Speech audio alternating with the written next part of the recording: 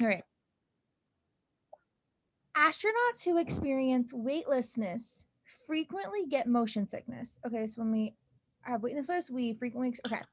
The astronauts see their own motion relative to passing objects. But while the astronauts are weightless, their inner ears indicate that their bodies are not moving. Okay, so when they're weightless, they see that they're moving, but their ears like feel like they're not moving. Okay. The astronauts' experience is best explained by the hypothesis that conflicting information received by the brain about the body's motion causes motion sickness. Okay, cool. So, what is our conclusion here?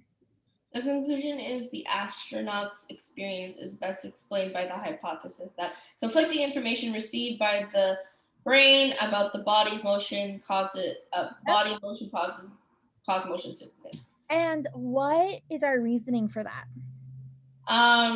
It's basically saying that um, I guess in short, it's saying like the body and the brain are confused in some kind of movement. Well, we give an example, right? What is our example? While the astronauts are weightless, their inner ears indicate that their bodies are not moving. Yeah. So, like, whenever they see their own emotion, so whenever the astronauts see passing objects, their ears indicate that they're not moving, but they appear that they're moving. And that's what causes motion sickness. Motion sickness, yeah.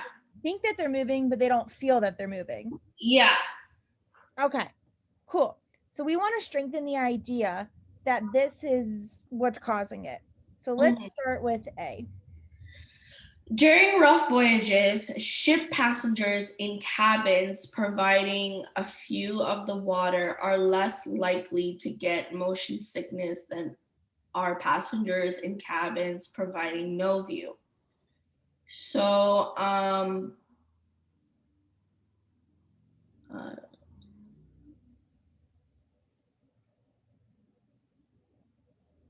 so if you are, I guess, if you are able to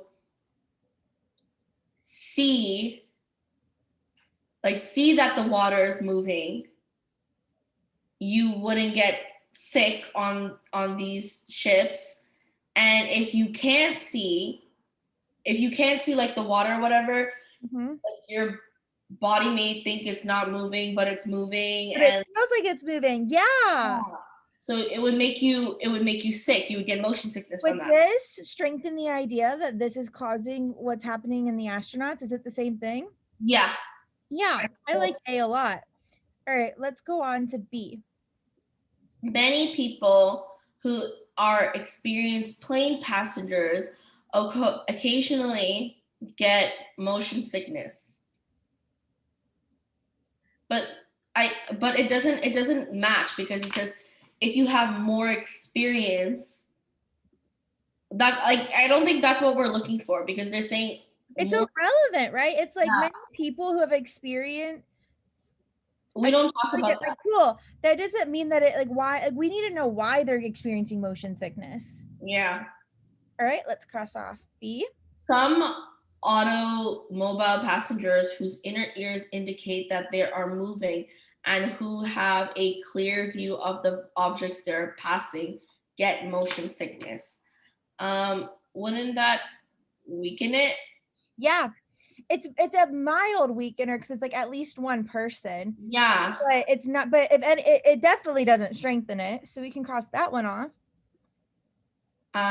People who have aisle seats in trains or airplanes are likely to get motion sickness, as are people who have window seats. So it kind of says like whether you have a window seat or an aisle seat, you can get sick, but that's not the idea that we're trying to. Excellent.